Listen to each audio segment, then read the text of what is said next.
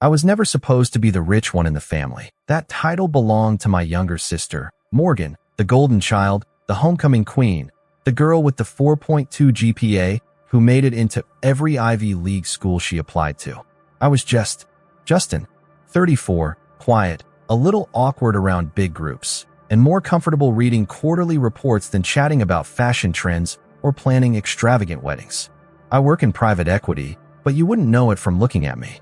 I wear the same $60 watch I've had since college, drive a 10-year-old Honda Accord, and live in a house I paid off in cash 2 years ago.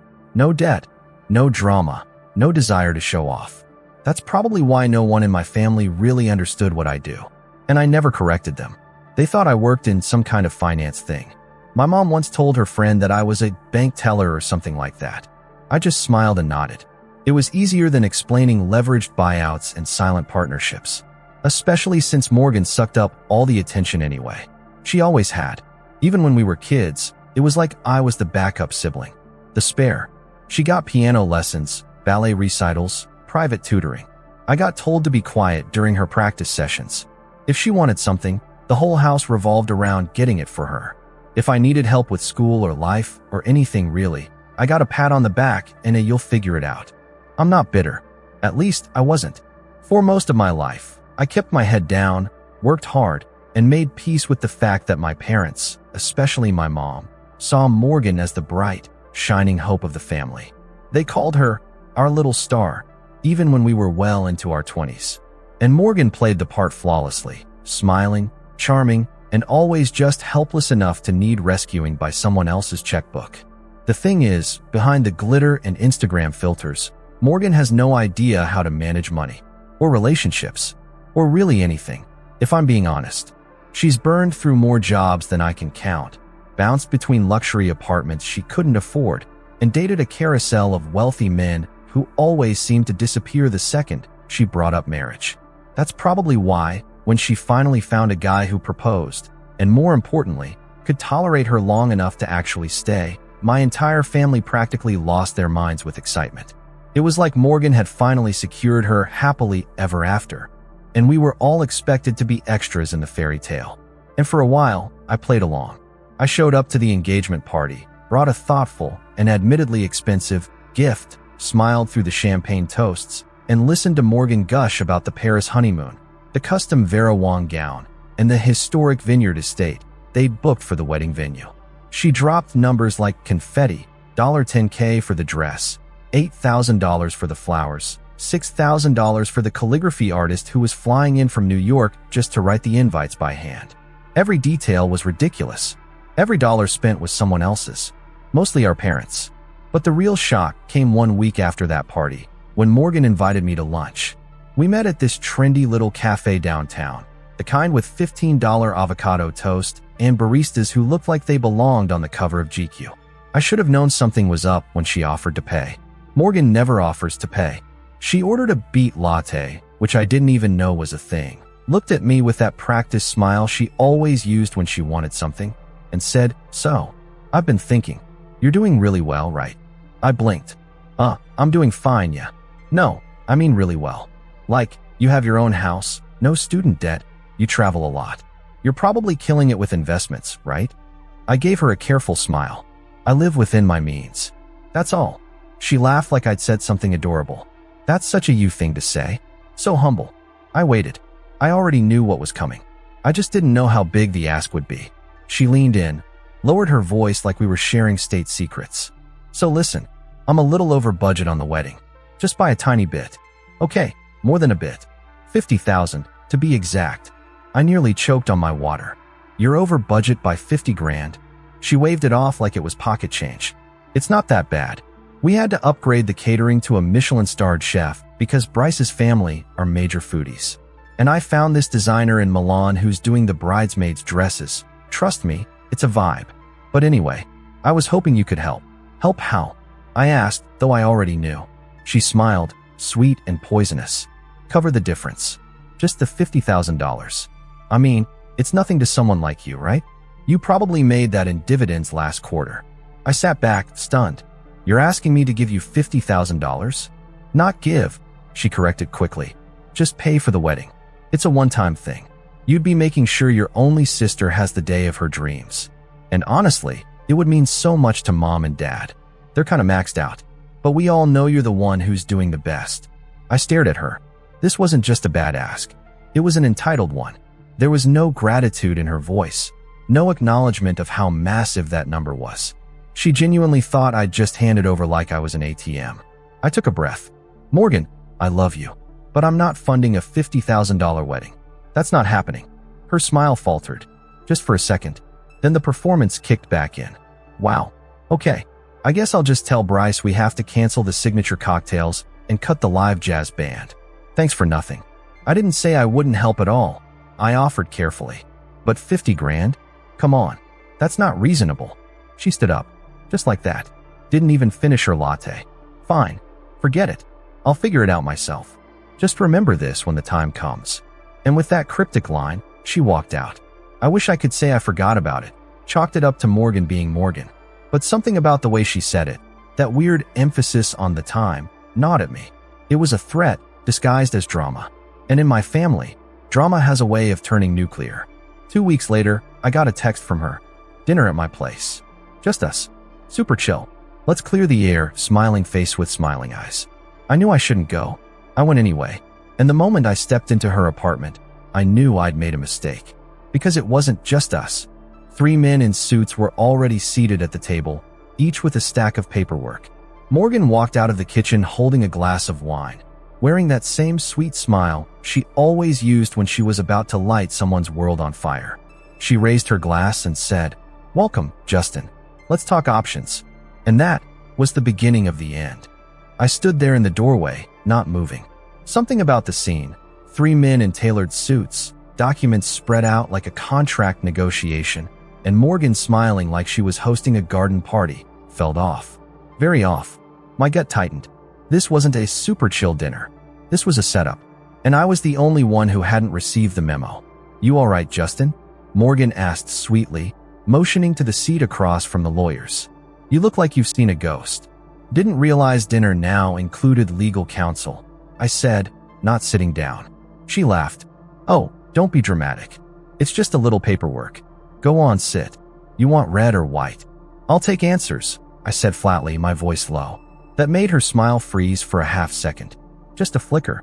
But I caught it. The tallest of the 3 men stood and extended a hand. "Mr. Collins, my name is Frederick Kane. I represent your sister and her fiancé in a matter of financial arbitration. Please, if you'll join us, I can walk you through the situation." "No need," I said. "My sister already walked me through it at lunch. She wants money." I said no. End of story. Frederick didn't flinch. "Respectfully, I believe you'll want to see the documents." "And why would that be?" I asked, folding my arms. Morgan let out a little sigh and took a sip of her wine. "Because you made a promise, Justin." "What promise?" She turned to the lawyer and gestured. "Show him the agreement." Frederick opened a folder and slid a few sheets toward me. I stepped forward cautiously and glanced down. The heading read, "Binding Pledge of Familial Contribution." It was formatted like a contract, complete with my name, address, and a digital signature I'd never seen before. I narrowed my eyes. "What is this?" Morgan's voice was syrupy sweet. "It's the email you sent Mom 2 months ago, saying you'd help out with my wedding however you could." I had it printed, and we added some formatting for clarity. "It's been notarized." My jaw clenched. "You printed my email and turned it into a fake contract." "Not fake," she snapped, suddenly dropping the cutesy act. "Legally persuasive. And if you don't agree to honor it, we can escalate." I shook my head in disbelief. "Are you serious right now?" Frederick stepped in again. "Mr. Collins, we're not here to be adversarial. Our intention is to reach an amicable solution. Your sister has already made substantial non-refundable payments based on the expectation of your financial support. She's asking for follow-through. She's asking for extortion." I snapped. "You don't get to turn a vague, good-faith offer into a $50,000 invoice." The second lawyer, a shorter guy with glasses, spoke up then. "We're prepared to file a claim for promissory estoppel. That includes potential damages and losses if she's forced to downsize or cancel." I stared at Morgan. "You're threatening a lawsuit? Over a wedding?" She gave me a pitying look. "You left me no choice, Justin. This is my one special day. I'm not asking you to buy me a house or anything crazy. I just need your help, and you're acting like I'm a criminal." "No, you're acting like one," I said, voice low and tight. "You forged a contract and hired a legal team to trap me." There was a pause. Then Morgan shrugged, turning to the lawyers with a little grin. He always did like playing the victim. That was the moment something in me shifted. I don't know what exactly. Maybe it was the sheer gall of being ambushed like this. Maybe it was seeing the familiar smugness on her face, the same look she wore as a kid whenever she got away with something. Whatever it was, the anger wasn't loud. It was quiet, controlled, cold. I picked up the fake contract, skimmed it again, then looked directly at Frederick. "So let me get this straight. Your case hinges on a casual email that said I'd help out?" "Yes." "With no specific amount listed, no terms, no timeline?" "Correct." "And you believe that would hold up in court?" He didn't answer, but the smirk on Morgan's face said everything. "I'm not signing anything," I said calmly, placing the papers back down. "And if you send me anything else like this, I'll file a harassment claim." Morgan's smile returned, but this time it was icy. "I figured you'd say that, which is why I brought backup." She turned toward the hallway and called out, "Mom, you can come in now." I blinked. "Wait, what?" Footsteps. Then our mother stepped into the room, arms crossed, expression tight.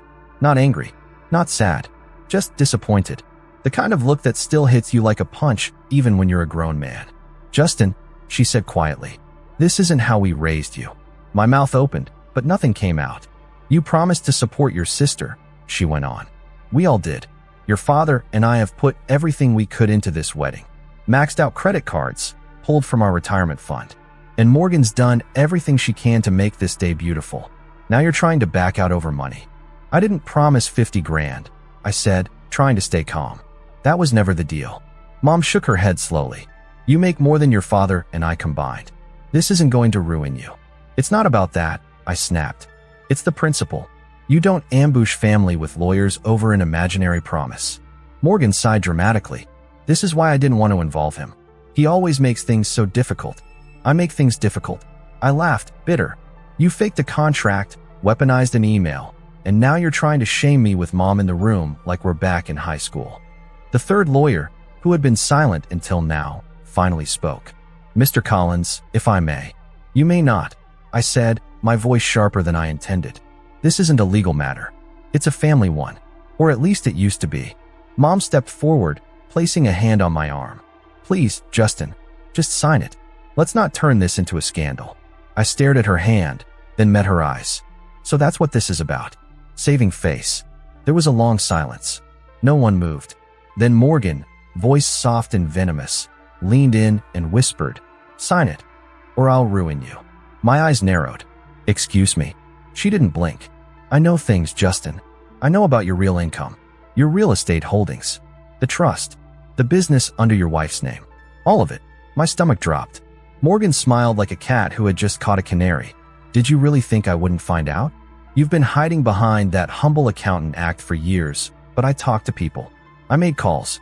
You've got enough skeletons in your financial closet to bury you if I go public." And there it was. Not a request, not even a demand. A full-blown threat. I stood still for a long moment. My heart pounded, not from fear, but from fury. Controlled, cold, familiar. I took a deep breath. "Okay." Morgan blinked. "Okay, what?" I walked toward the door, hand already reaching for my phone. "I'm calling my lawyer." She laughed. "What, to fight back?" "No," I said calmly, "to bring my wife." For the first time all evening, Morgan looked confused. "Your wife?" I opened the door. "She'll explain everything." And just as I stepped into the hallway, a soft voice behind me said, "Actually, I'm already here." Morgan turned around, and her jaw dropped, because standing behind her, holding her own folder of documents and wearing a blazer that screamed federal-level authority, was the woman I married in secret 2 years ago. She gave Morgan a nod and said, "Let's talk options." And just like that, everything changed. You ever watch someone's world tilt in real time? Like a painting that slowly starts to slide off the wall, except they can't stop it. And they realize too late that what's crashing isn't the painting, but the wall itself? That was Morgan. Her smirk disappeared so fast it looked like it had been yanked off her face with a hook. She took one step back, wine glass still clutched in her hand, blinking like she wasn't sure if she was awake. My wife stepped into the room, calm as a surgeon before a procedure. Her name's Vanessa, and I'll say this, she doesn't raise her voice. She doesn't gloat. She doesn't threaten. She documents. And she prepares. We'd met 6 years ago when she was doing forensic accounting for a firm that audited one of the companies I had quietly invested in. One conversation turned into two. Two turned into a coffee. And coffee turned into a bond that wasn't based on grand gestures or fireworks. It was built on mutual respect and private trust. Vanessa's sharp, meticulous, and maybe the only person who fully understands what I do. When we got married at a courthouse 2 years ago, we didn't tell my family. It wasn't secrecy, it was strategy. I knew how my family operated. Morgan, especially. The less they knew, the less they could use. Vanessa agreed. Now she was standing in front of Morgan, looking perfectly composed, as if this whole ambush had been on our calendar, not theirs. Vanessa, my mom whispered, eyes wide. You're married? To Justin, she said, nodding once. For 2 years. Mom's hand shot to her chest like she'd just witnessed a crime. 2 years? You never told us. I finally stepped back into the room, letting the door swing shut behind me. And based on today, you think we should've? Morgan's mouth opened, then closed. Then she turned sharply toward the lawyers. What is she doing here? Vanessa ignored her and addressed the 3 men directly. Which one of you prepared this document? Frederick, the lead, cleared his throat. That would be me. Good, Vanessa said, flipping open her folder. Because I'd like to know which jurisdiction you think allows a contract to be formed without offer, acceptance, consideration, or clear terms. And notarized off an email, no less. Frederick bristled. Ma'am, this isn't a formal courtroom. We're here to mediate. No, you're here under false pretenses to pressure my husband into giving up a large sum of money under the threat of reputational damage. That's coercion. Civil court would eat this alive. But you already knew that, didn't you? Morgan's cheeks were flushed now, her eyes darting between Vanessa and me like she was trying to recalculate a math problem that suddenly had more variables than she expected. Justin, she snapped, why would you bring her into this? Vanessa turned to her, slowly and without a trace of emotion. Because you tried to threaten my husband. With lies, forged documents, and implied blackmail. That makes it our problem. Morgan's voice cracked. You think you can just barge into my private meeting? Vanessa held up a hand. Not aggressively. Not with anger. Just a simple, precise movement. Enough. The room fell silent. And then, in a quiet voice, she asked, you said you'd ruin him. How? Morgan blinked. Excuse me. You told Justin you'd ruin him. What was your plan? Leak false financials? Pretend you know something you don't? Try to discredit a man who's legally protected by half a dozen privacy layers and multiple holding companies? Please, enlighten me. Morgan swallowed. Her facade was cracking fast. I was bluffing. It was just a scare tactic. That's not what you said 5 minutes ago. Mom finally spoke again, still frozen near the doorway. Morgan, what is going on? Morgan rounded on her. He's the one hiding things, Mom. He's been playing all of us for years. He let us believe he was just some quiet finance guy, while he was sitting on God knows how much money. He let us go into debt for this wedding while he sat there with a paid-off house and some secret wife like he's better than all of us. I blinked. And that was the moment I saw it for what it was. This wasn't about money. Not really. This was about control. About the illusion of hierarchy. Morgan had always been the favorite, the chosen one, the daughter my parents built their lives around. And I was supposed to orbit her, to support, to clap, to fund her dreams without question. The fact that I had quietly built a life, a successful one, without her, without my family knowing, was the ultimate betrayal in her eyes. Not because it hurt her, but because it threatened her place at the top. Vanessa stepped forward and placed a printed packet in front of Frederick. Here's a summary of Justin's financials, redacted, for legal safety.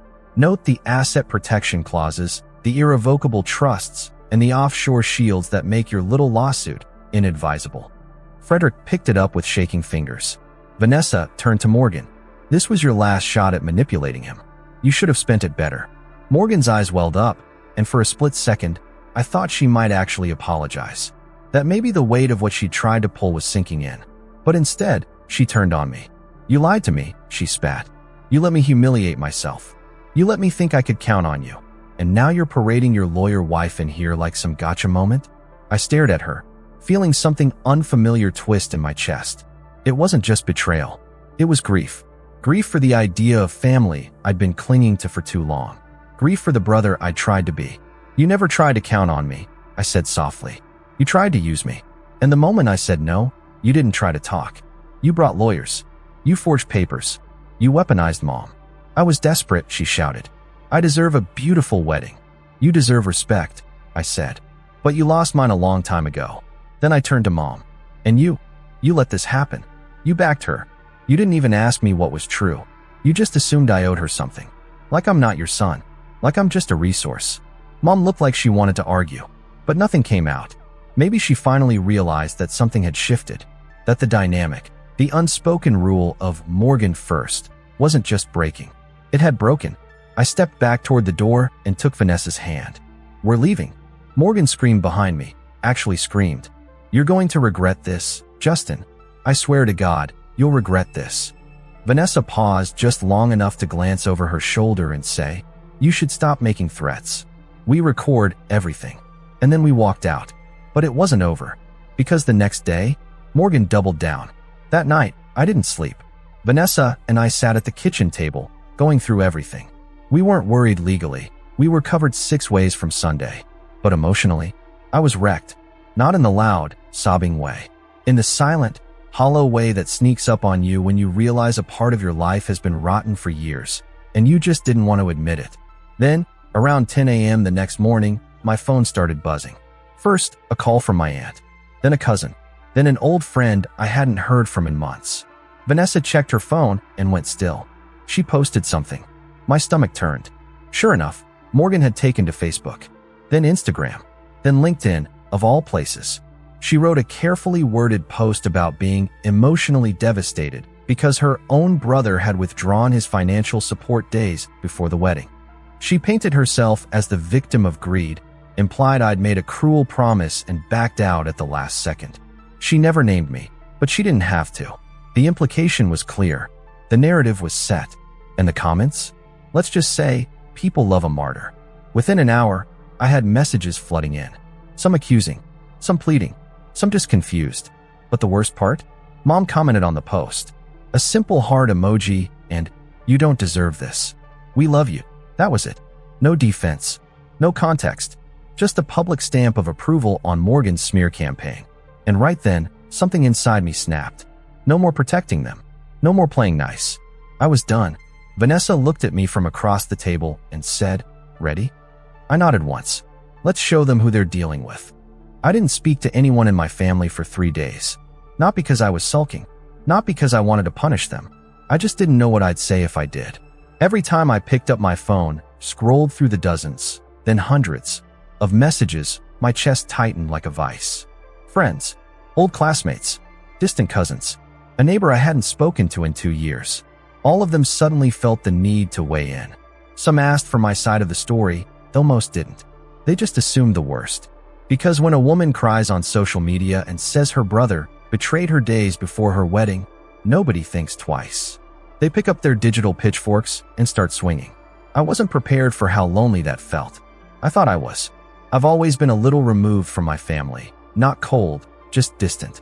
I'm not the type to call every Sunday or send thinking of you texts. But I was there when it counted. I helped my parents with their taxes. I co-signed Morgan's car loan years ago. I paid off a small mortgage my uncle had, anonymously. I never asked for credit. I just did it. And none of it mattered. Not after Morgan's post. That carefully worded, manipulative little essay about how she'd been emotionally blindsided and financially abandoned by her only sibling. She never once mentioned the forged contract, or the lawyers, or the threat. Just played it like a Hallmark movie gone wrong. The wrong bride. The evil brother. The heartbreak of a family torn apart by greed. And the worst part?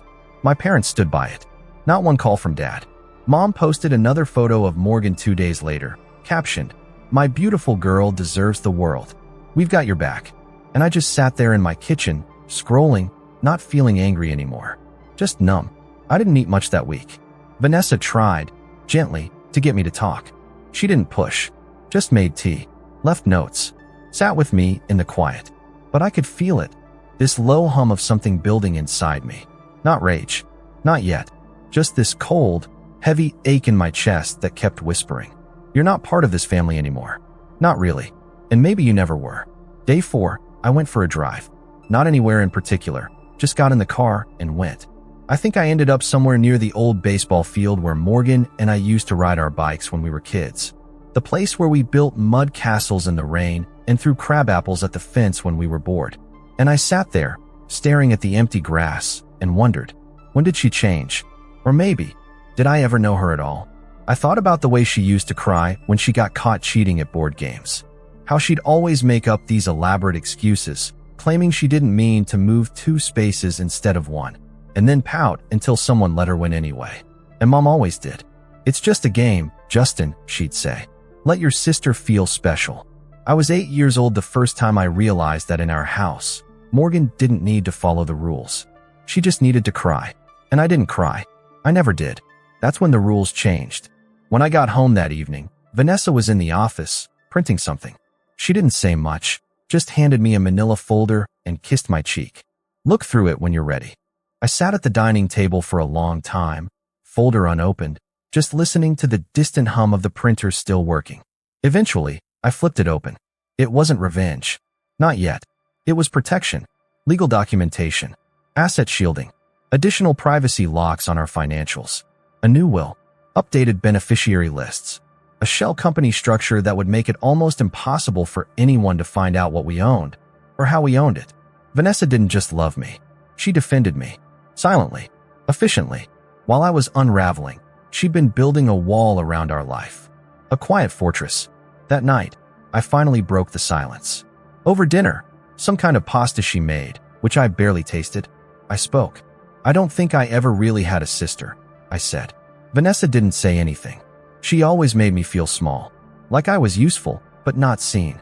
"You know, I know," she said gently. I nodded. "And my parents just let it happen. Over and over." I looked at her then. "Do you think that's my fault? For not pushing back?" She reached across the table, took my hand. "You didn't fail them, Justin. They failed you." That was the first time I cried in years. Not loud, not messy, just sat there, head bowed, tears running into my pasta while Vanessa held my hand. The next day, I woke up with a different kind of ache. Not the empty grief of being discarded. Something else. Resolve.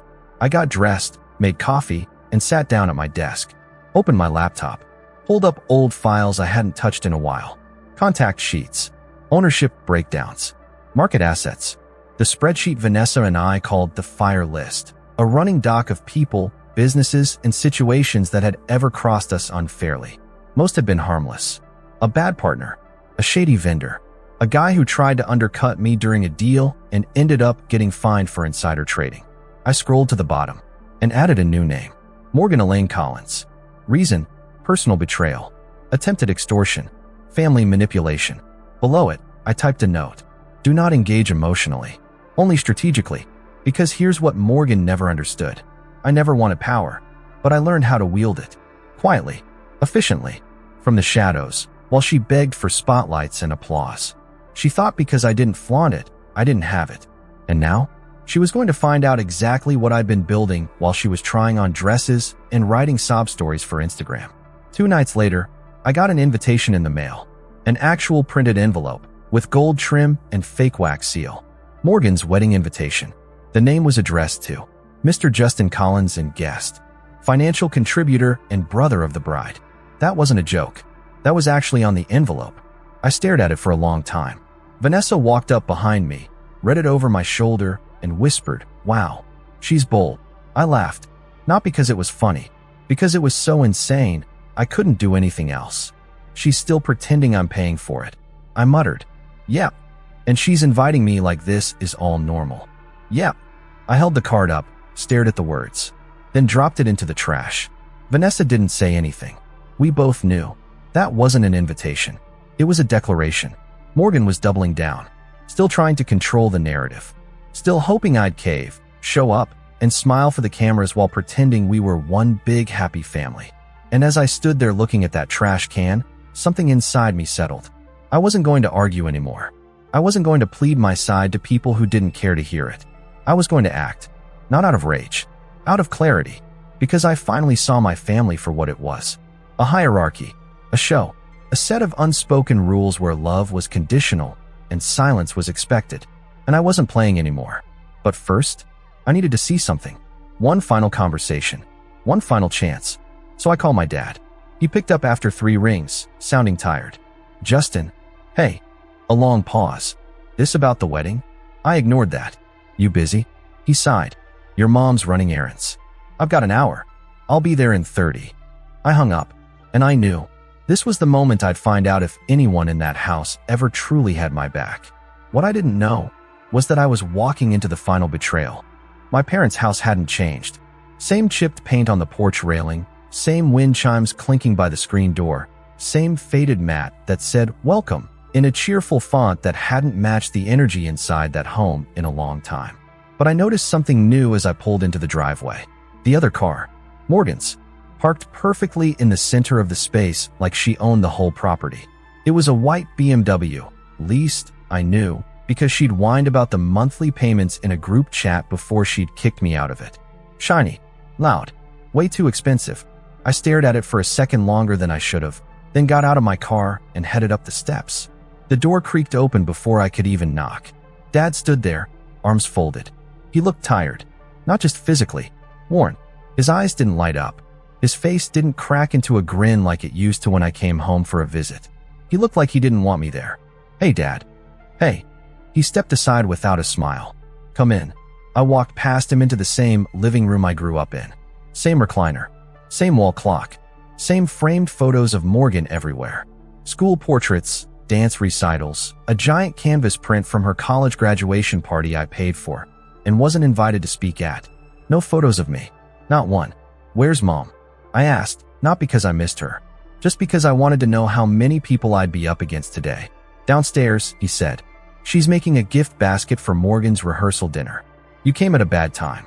I sat down anyway. I didn't come for her, I said. I came for you.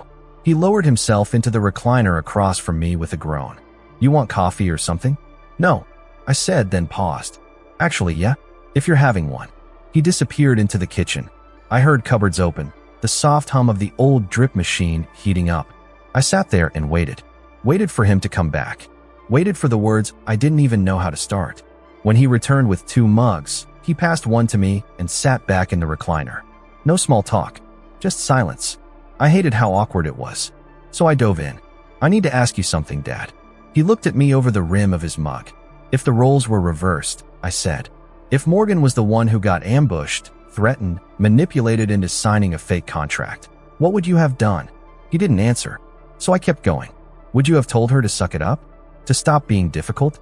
Or would you have burned the whole house down for her? Still nothing. I want to know why. That's it. Why you stood by her. Why you let Mom go along with that post. Why you haven't called me once since it all blew up. After everything I've done for this family.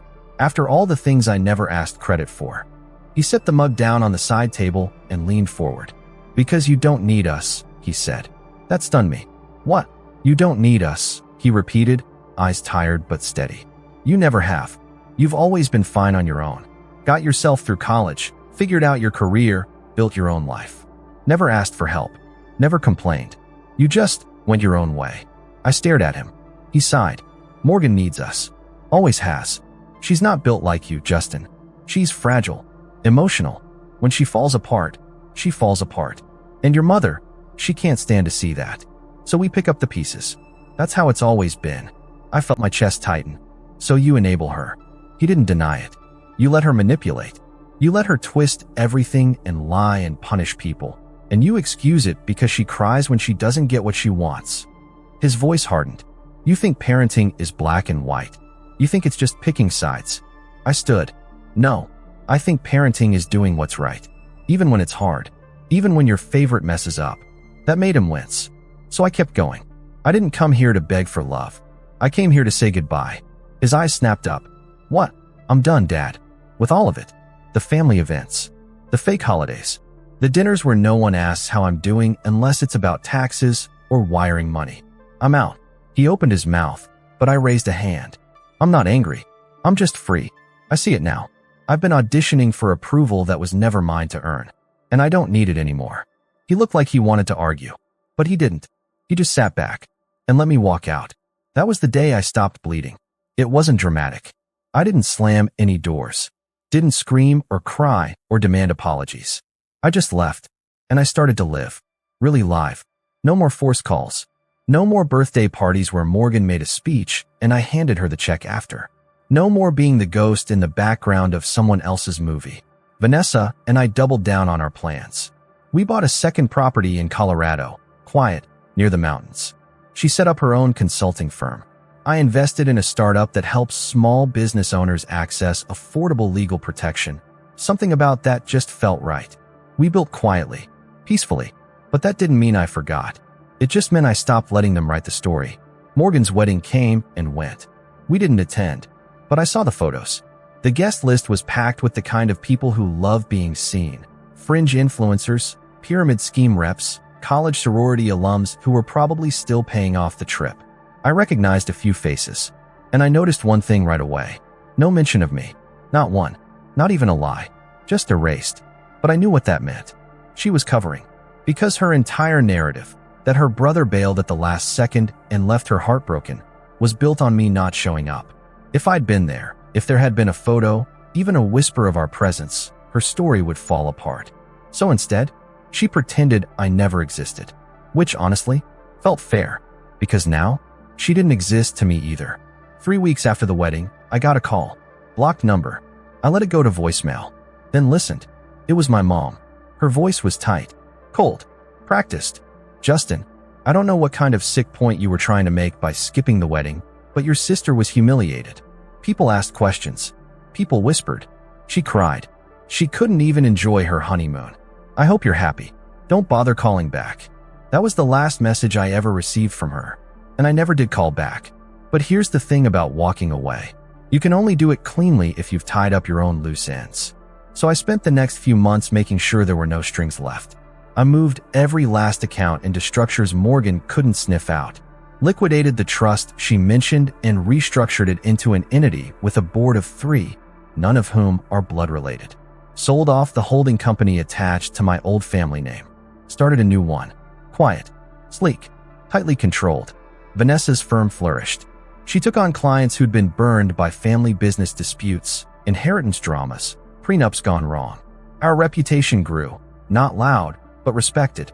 People knew us, not because we shouted, because we listened. And when we acted, it was final. Then one day, about 6 months after the wedding, I got an email. Subject line, urgent help needed. It's Morgan. I nearly deleted it without reading, but something made me open it. It was from Bryce, Morgan's husband. I stared at the name for a long moment. We'd barely spoken before. The guy had always seemed like a placeholder with expensive shoes. But his message was short. Hey Justin, I don't know who else to ask. I know there's a lot of bad blood, and I'm sorry for that. But Morgan's gotten us into something. Financially, it's big, and I think we're in serious trouble. Can you please call me? I didn't reply. Not right away, but I forwarded it to Vanessa. She read it, closed the screen, then just said, "She's slipping." And I nodded, not because I was happy, but because I knew. That was the beginning of the unraveling. And this time, I wouldn't be the one to catch her. I didn't reply to Bryce's email for 3 days. Not out of pettiness, not even to let him sweat. I just needed time to think. I needed to decide what kind of man I wanted to be. Because when someone betrays you, publicly, deeply, and with every intention of making it hurt, it changes you. Not instantly, but like slow poison. You start asking yourself questions you wouldn't have dared to ask before. Like, what if I didn't forgive? What if I didn't walk away this time? What if I made them feel it? For months, I had told myself that walking away from Morgan, my parents, the whole rotten family ecosystem, was the revenge. That living well, privately and securely, was its own kind of justice. And maybe it was. For a while. But now they were bleeding. And they were coming back to me. Not with apologies. Not with humility, but with need. So I made a decision. I wouldn't ignore the email. I'd reply, not because I wanted to help, because I wanted to see what happened when Morgan realized the person she tried to destroy held the last lifeline she'd ever get. I waited until a Thursday evening, just past 7 p.m., then replied to Bryce with a single sentence. Let's meet. Tomorrow, 9 a.m. Your office. Just you. I didn't tell Vanessa right away. She had a client call that night with someone in Australia, and I didn't want to distract her. But when I woke up the next morning, I found a sticky note on my monitor. Whatever you decide, I'm with you. V. She always knew. Bryce's office was in a high-rise downtown. Nothing fancy, just a mid-tier suite in a shared workspace hub. When I arrived, the receptionist looked startled when I said his name, like she wasn't used to people asking for him directly. He met me at the door himself, wearing the same panicked look I remembered from the few family functions we both suffered through. "Justin," he said, voice tight, trying too hard to sound casual. "Thanks for coming." I didn't shake his hand, just followed him in. He'd cleared the room. No assistants, no coffee. Just a whiteboard with half-scrubbed numbers, and a table with 2 chairs. I took the one closest to the door. He sat across from me, wringing his hands. "I know this is weird," he started, "and I'm sure you have every reason to hate us. Her, especially, but I really need your help. And I thought maybe you'd hear me out." "I'm listening," I said. Cold, controlled. He took a breath, then started unraveling. Apparently, shortly after the wedding, Morgan had started a side business, some kind of wedding consultancy/influencer brand. She called it Elegance by Morgan, which honestly sounded like a candle line from a gas station, but whatever. The plan was simple. She'd leverage the success of her own wedding, the one she pretended I paid for, to launch a luxury planning service targeting brides with 6-figure budgets. She hired a PR firm, bought followers, rented out a fake office for Instagram content, took on 3 clients, and made huge promises she couldn't keep. And then it got worse. Because Morgan didn't just overpromise. She took deposits, large ones, and when her vendor contacts flaked, because she never paid them, and when deadlines passed and refunds were demanded, she did what Morgan always did. She blamed someone else. This time, Bryce. She told them I was handling the books, he said, his voice breaking a little. She CC'd me on emails with fake spreadsheets I'd never seen. Used my name on invoices. I didn't even know until 2 of the clients sent me legal threats. I didn't say anything, just watched him squirm. She forged a business account in both our names, he continued. She listed me as a co-founder on the website. I didn't even know we had a website until last week. I leaned forward. "And now?" "She's gone," he said quietly. I blinked. "Gone?" He nodded. "Vanished. Her phone's off. She drained the joint account, about $62,000. My name's on the paperwork. I'm liable." He looked up at me, desperate now. "I know you don't owe me anything, but you know how she works. You know what she's capable of. I need help. Please." I let the silence stretch. Then I said, "You married her." He looked like I'd punched him. "I know," he whispered. "You had every opportunity to see who she was." I continued. "You watched her lie to her clients, threaten her own brother, forge a contract, manipulate my mother, and you stayed. I thought she'd change. She never even pretended," I said. He went quiet, and I leaned back in my chair. "I'm not bailing you out," I said. His face fell. "But I'll give you something better." He blinked. I reached into my briefcase, pulled out a slim file, and slid it across the table. "What's this?" "Her paper trail," I said. "All of it. Every fake vendor account, every offshore account she dipped into, every identity she's used to file contracts.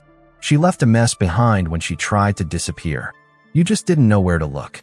He opened it, started skimming, his eyes widening with every page. "I have more," I added. "Emails, IP logs, video evidence. A signed NDA she forced one of her assistants to eat, then posted screenshots of the same conversation to Instagram, violating the terms."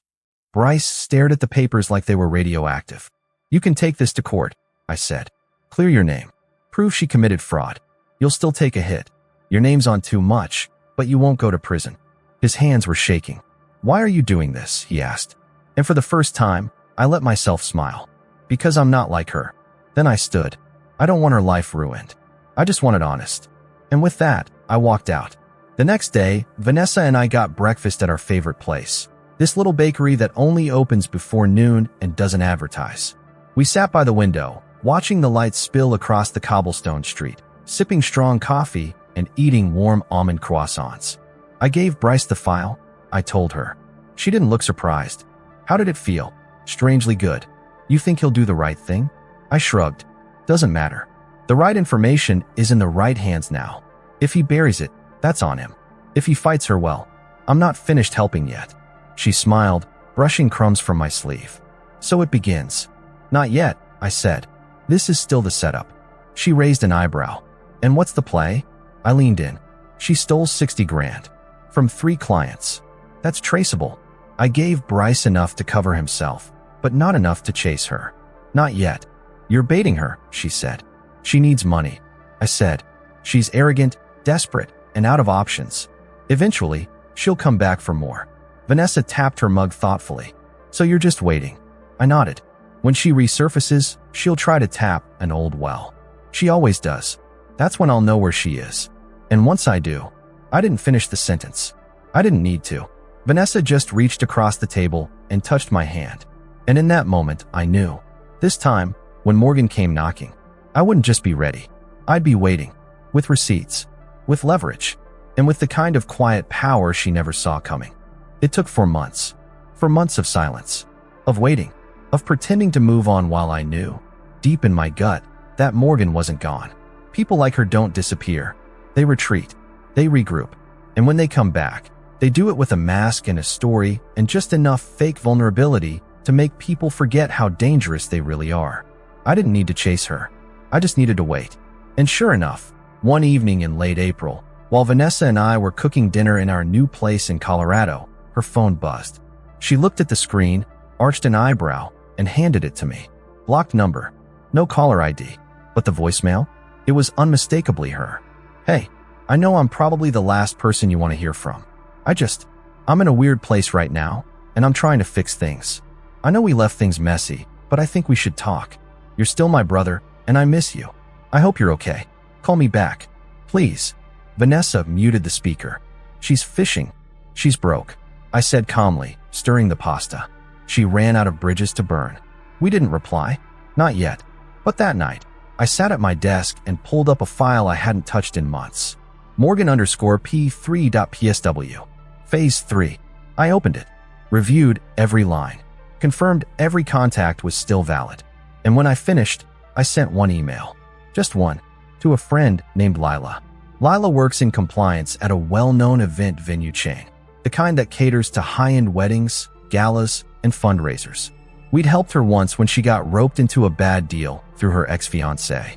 Vanessa cleared the legal side. I handled the financial cleanup. Lila owed us, and she pays her debts. The very next day, Morgan reappeared online. Subtle at first. A fresh Instagram post, grainy sunset, vague quote. Life is about rebuilding, not regretting. Then a new Facebook page, Morgan Collins Events. Logo in gold script. Luxury wedding planning with heart. No mention of elegance by Morgan. That name was dead. This was a rebrand. She even listed a new LLC in Wyoming. Private registry, no address. Clever, but not clever enough. Because within a week, her real identity started bleeding through. Client tags, hashtags, photos with her face, her voice in stories, her testimonials. All curated, all fake. But I didn't stop her. Not yet. I let it grow. Watched as she built the illusion again. 3 new clients. 2 venue partnerships. A fake pop-up workshop where she charged $400 per ticket and posted the same photo from 3 angles to make it look full. All fluff. All mask. Until she made her first mistake.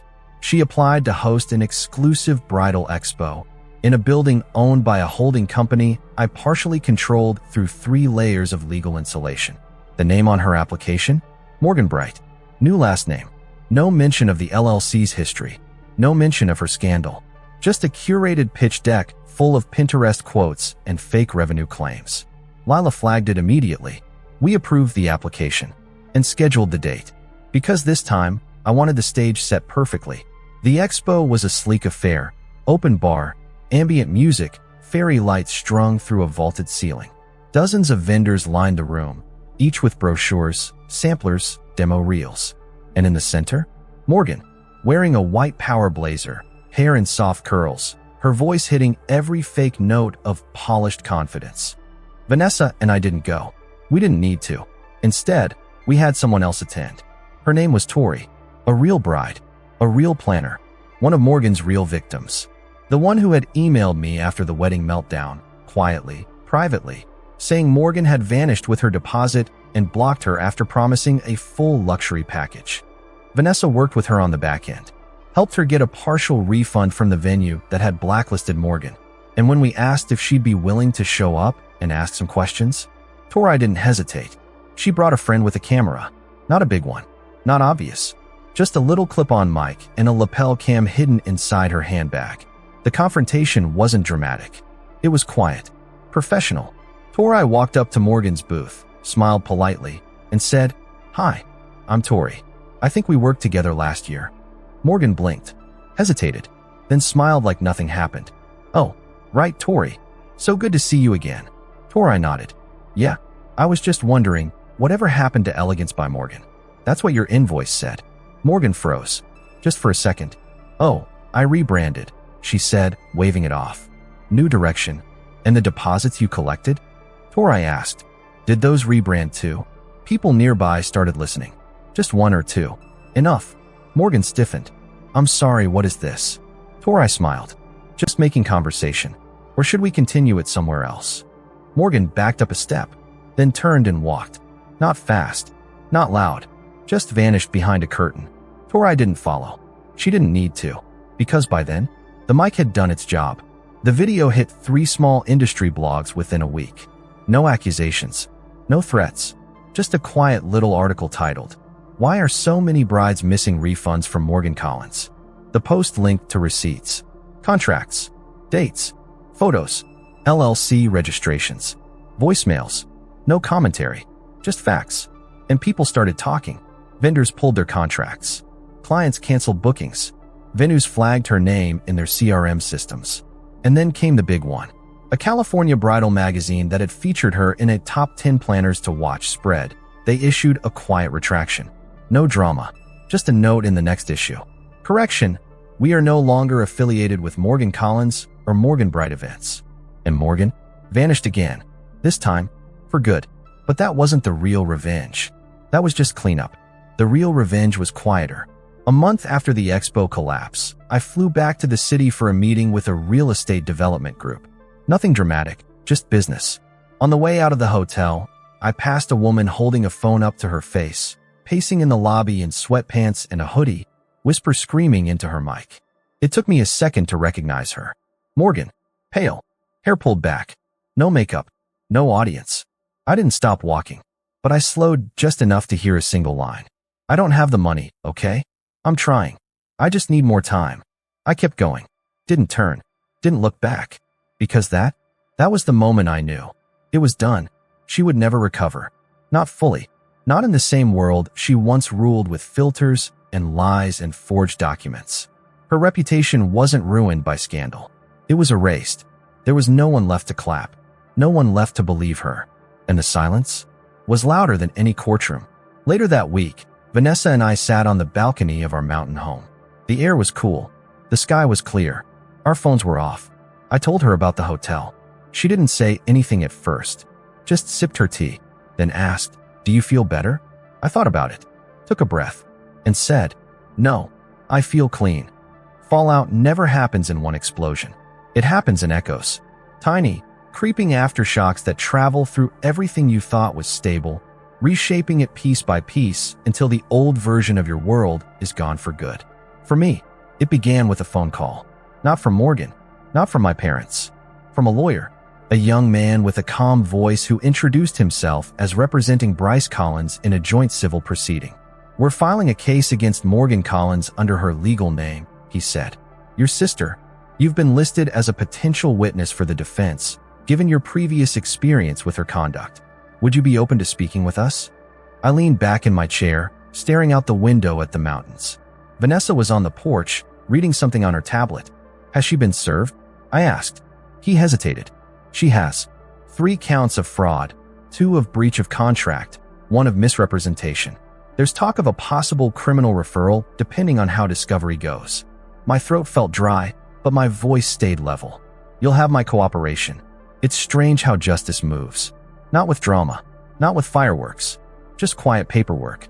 By the time I gave my deposition, Morgan had already been dropped by every vendor association she'd ever joined. The so-called luxury planning scene is small, and reputation spreads faster than truth.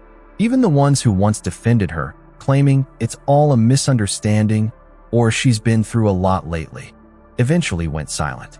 Her clients were less forgiving. 2 filed small claims suits. 1 went public on social media, and that clip made its way to a consumer rights TikTok account with 2 million followers.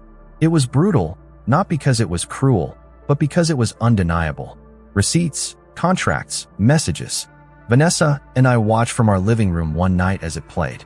The creator ended the video with, "When you build your life on lies, the bill always comes due." The clip got 3 million views. Morgan deleted her accounts 2 days later. Bryce called me a week after the deposition. "Hey," he said quietly. "It's done." "How bad?" "She settled," he said. "No criminal charges, but she's broke. She had to sell her car, her jewelry, everything. She's moving back with your parents. They co-signed a debt agreement to keep her out of jail." I let the silence stretch. "And you?" "I'm free," he said, voice shaking a little. "Divorce finalized last week. I can finally sleep." "Good," I said. "Start over." He exhaled. "You know, I used to think she was just misunderstood, that she was acting out because of her upbringing or the pressure. But she's like a magnet for chaos. She doesn't survive unless someone else pays the bill." "Yeah," I said quietly. "I know." He hesitated, then asked, "Do you ever think she'll change?" I thought about that for a long moment. "No," I said, "but I think we finally did." The next wave came from my parents. It started small, an email from Mom, written in that clipped, polite tone she uses when she's embarrassed but won't admit it. "Justin, I know things have been tense. Your father and I are trying to help your sister through a difficult time. She's made mistakes, but she's still family. We'd like to talk, if you're open to it." No apology, no acknowledgement, just expectation. Vanessa read it over my shoulder and said, "You don't owe them closure." "I know," but I replied anyway. "I hope you and Dad are well. I wish you peace. But I'm done trying to fix something that never saw me as family unless I was useful. Take care." That was it. No anger, no argument, just the truth. A week later, Mom sent one more message. "We'll respect your decision. I hope someday we can start again."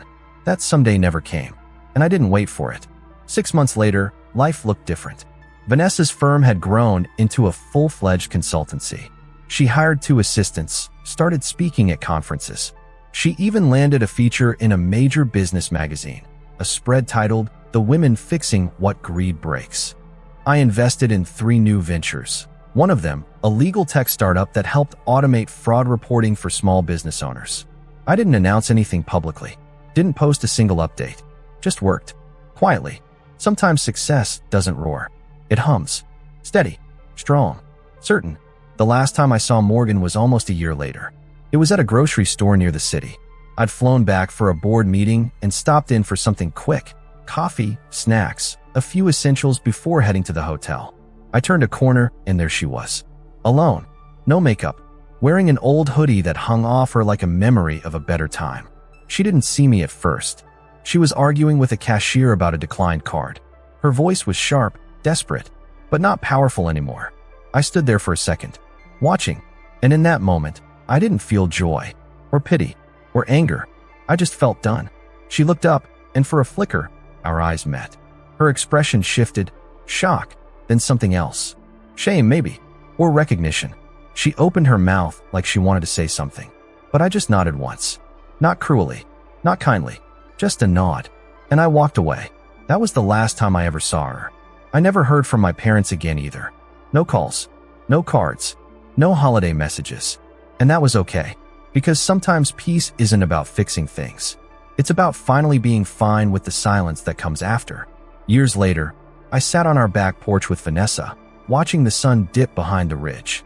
We'd built a life far away from noise, a quiet, steady rhythm of work, laughter, and small, meaningful moments. She looked up from her book and said, "You never told me what you said to her that day at the grocery store." I smiled. "That's because I didn't say anything." She tilted her head. "Would you have?" I thought about it. "Maybe once," I said, "but not anymore." Some people mistake forgiveness for weakness. It's not. It's freedom. You just have to stop giving them space to live inside your head. She smiled softly. "So what do you call what you did then? What was all of that?" I took a long sip of my coffee, let the wind move through the trees, and said, "Accountability." She laughed quietly. And do you think she ever learned? I stared out at the horizon, the light fading, the mountains painted gold, and shook my head. No, but that was never the point. The point was, I finally did. A few weeks later, a letter arrived at our office addressed to me. No return name, just a familiar handwriting I hadn't seen in years. Inside was a single page. It said, "I'm sorry. I never realized how much you carried for all of us until it was gone. I hope you're happy. Mom." No mention of Morgan. No request to reconnect. Just that. And somehow that was enough. I folded the paper carefully, slipped it into my desk drawer, and didn't respond. Because sometimes closure isn't a conversation. It's a decision. That night, I sat on the porch again, the stars stretching across the sky, the air thin and quiet. Vanessa joined me, resting her head on my shoulder. "Do you ever miss them?" she asked. I thought for a moment. "Sometimes," I said. But then I remember, I didn't lose them. I finally saw them. And for the first time in my life, that truth didn't sting. It felt like peace. Real, solid, unshakable peace. I turned to Vanessa, kissed her temple, and whispered the last thing I'd ever say about any of it. A quiet truth that had been years in the making, the only ending that ever really mattered. They taught me everything I needed to know about loyalty by breaking it. And with that, I finally let the past go. For good.